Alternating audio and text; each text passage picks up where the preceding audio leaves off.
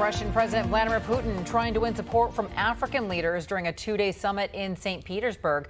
He promised to maintain steady supplies of grain to the continent after withdrawing from a deal to allow Ukrainian shipments.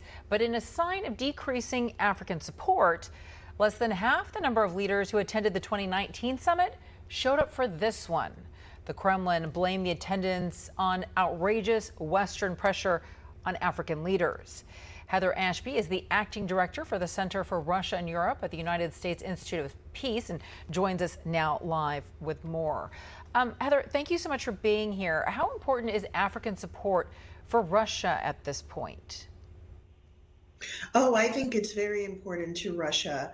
Previously, Russia's main partners were with Europe and the United States because of the sanctions. Now, Russia needs greater partnerships, economic relationships with countries in Africa, Latin America, and across Asia. So who is an ally then at this point? I mean, why align yourself with Russia? What does Russia have to offer the continent compared to maybe China or the West? I think in terms of what Russia may offer, its security, there are a lot of security issues in different parts of Africa. And so with Western aid comes some form of agreement to human rights, other aspects of the rules-based international order. So with Russia, that's not a requirement for them to provide arms, military advising, security services. And so in that respect, Russia is an appealing partner for countries that are looking to avoid having to address issues of human rights when they are looking for funding for various security and economic issues. I want to go ahead and zero in and focus on Putin and his efforts right now and how they've been received so far. The UN Secretary General says that Russia's grain donation can't really compensate for the cutoff of Ukrainian exports. What is the solution here? I think the solution is for Russia to go back to the deal between that the UN and Turkey brokered and allow Ukrainian grain shipments to go out and to also stop attacks on Ukraine, particularly its ports, Odessa as a key port for Ukrainian grain to be exported to the rest of the world. So it's not just from Russia's viewpoint, sending out more of its grain. It's making sure that Ukrainian grain is exported as well. And how is he being received? I mean, his anti-Western messaging, I mean, how is that resonating right now with African leaders? What was the overall take from those who attended the summit? How was he received? What has the reaction been?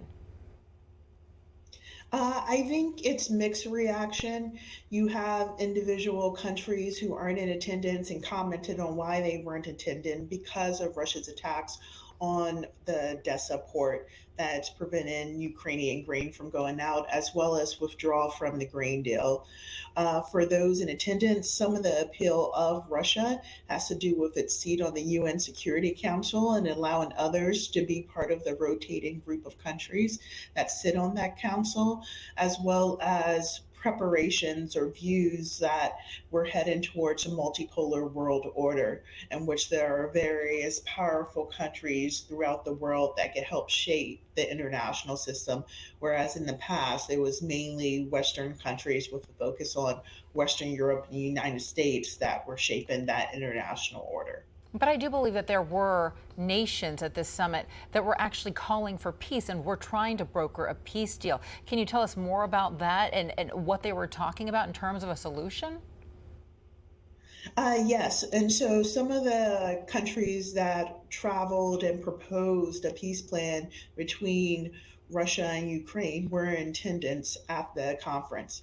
And so they were bringing up their peace plan. And of course, Russia responded by saying that it's under consideration, that they appreciate them offering a different perspective on peace and mediation that's different from Western approaches to peace and mediation, which was an interesting aspect of that conference and that discussion about peace plans. But overall, you don't see much conversation about ending the war in Ukraine, particularly Russia's war against Ukraine. All right, Heather Ashby of the United States Institute for Peace, thank you so much for joining us today. Always appreciate your insight. All right, great. Thank you so much.